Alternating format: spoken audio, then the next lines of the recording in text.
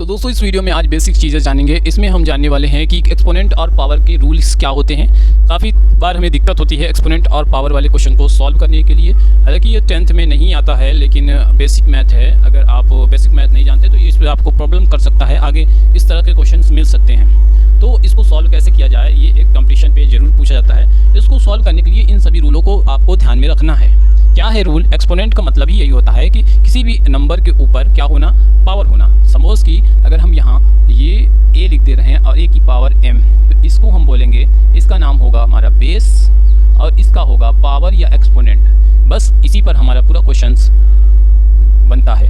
तो यहाँ से देखिए, एक पहला क्वेश्चन का जो हमारा पहला ये रूल है, अगर a की पावर m है, किसी भी नंबर के पावर m है, तो वो m टाइम्स उसको हम क्या करेंगे, मल्टीप्लाई करेंगे। अगर अच्छा लगा हो तो आप अभी चैनल को सब्सक्राइब कर सकते हैं, लाइक कर सकते हैं। तो यहाँ पे a into a m's time लिखेंगे। एग्जाम्पल के लिए हम लिए हैं 2 की पावर 2, तो देखिए 2 इंटू 2 इज इक्वल टू 4। तो इस तरह से इसको हम लिख सकते हैं। दूसरा रूल्स ये है कि a की पावर माइनस m अगर दिया है, यानी कि 1/a में उसको कन्वर्ट कर देंगे। माइनस पावर में से माइनस हटाने के लिए उसको 1/a लिख देंगे पावर m। एग्जाम्पल के लिए यहाँ 2 की पावर -2 ले लिए हैं, तो इसको हम क्या करेंगे, माइनस हटाने के लिए इसका रेसिप्रोकल 1/2 की पावर 2 कर देंगे। अब इसको भी सॉल्व कर सकते हैं, यानी कि 1/2 2 टाइम्स मल्टीप्लाई कर देंगे तो आ जाएगा 1/4।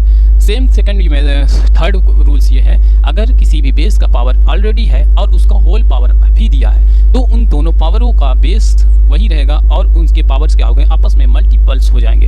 यानी कि यहाँ पे 2 की पावर 2 था और होल पावर 3 था, तो 2 इंटू की पावर 2 इंटू 3 हो गया, 2 की पावर 6 हो गया। अब इसको 6 टाइम्स हम इस रूल्स की अकॉर्डिंग हम इसको मल्टीप्लाई करके इसका वैल्यू फाइंड कर सकते हैं। सेम इसी तरह फोर्थ रूल क्या है, अगर किसी भी क्वेश्चंस का बेस सेम है और बीच में मल्टीप्लाई का साइन है, यानी कि गुणा का साइन है, और दोनों का पावर डिफरेंस है या सेम है, तो बेस सेम होने की वजह से हम क्या करेंगे, पहले तो बेस को एक बार लिखेंगे और उनके जो पावर्स होंगे, अगर मल्टीप्लाई का साइन है तो ऐड हो जाएंगे, m प्लस n। एग्जाम्पल के लिए हम लोग लिए हैं यहाँ पे 2 की पावर 2 एंड 2 की पावर 3, और बीच में हमें मिला है मल्टीप्लाई का साइन। तो एक बार हमने बेस लिखा 2 और 2 की पावर क्या हो गई 2 प्लस 3, और इन दोनों पावर को ऐड करने के बाद 2 की पावर 5 आई, और इसकी पावर हम इस रूल से फाइंड कर सकते हैं।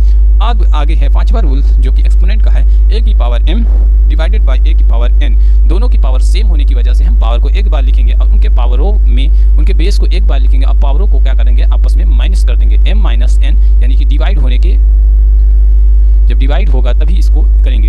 और यहाँ पे देखिए 2 की पावर 2, एग्जाम्पल लिए हैं 2 की पावर 2, डिवाइड हुआ, बेस सेम है, तो 2 की पावर 2 माइनस 2, 2 की पावर 0। तो इस तरह से हमने रूल नंबर 5 और रूल नंबर 6, किसी भी नंबर्स के पावर अगर 0 होते हैं तो उसका आंसर हमेशा याद रखिए 1 होगा। जैसे कि 2 की पावर 0 तो आंसर होगा 1। तो ये था बेसिक मैथ ऑफ एक्सपोनेंट